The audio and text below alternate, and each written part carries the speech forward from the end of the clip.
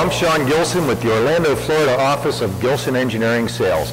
Welcome to the Gilson Engineering Flow Lab.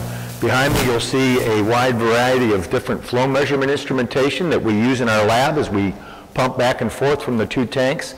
And today we'll be doing a brief instructional video on the Seametrics model PE102 Low-flow mag meter. This meter right here is the 3/4 inch flow meter installed in a 1/2 inch line via the optional 1/2 inch adapters. These are NPT adapters. The standard meter comes with a flared fitting. So we use the adapters and we go into the NPT line. The installation is very simple. All you need to do is make sure that the meter has a full pipe at all times. The easiest way to do that is to put it in a vertical pipe with flow upward. The worst thing you can do to us is put it in a vertical pipe with flow down. If we're in a horizontal pipe, then we need to ensure that the pipe is always full by either having some section of the downstream pipe higher than the flow meter, or by ensuring that there's enough back pressure in the line to make sure that the pipe is always going to be full. Most flow meters have a lot of requirements for how many straight runs you need before and after the meter.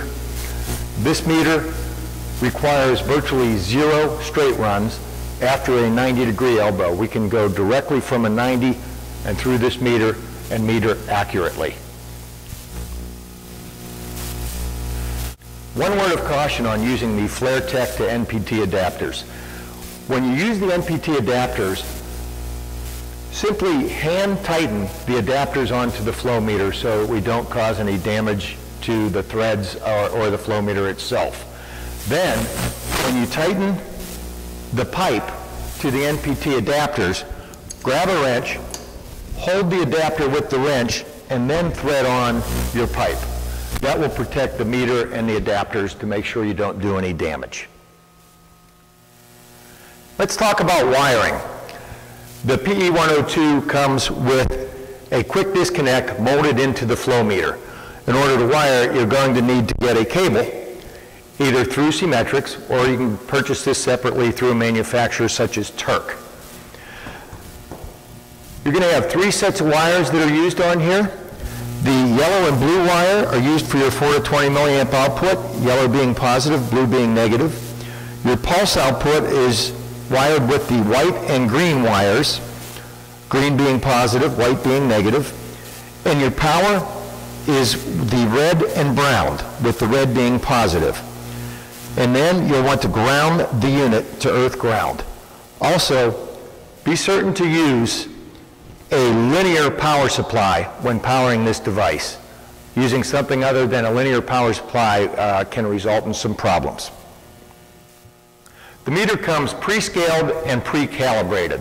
The 3/8 meter is calibrated for the 4 to 20 to represent 0 to 3 GPM. The pulses are 3,785 pulses per gallon. On the 3/4 inch meter, the 4 to 20 represents 0 to 20 GPM, and your pulse output is 1,892 pulses per gallon. That should do it. Follow all these simple instructions and you'll have yourself a very nice flow meter installation. Thank you.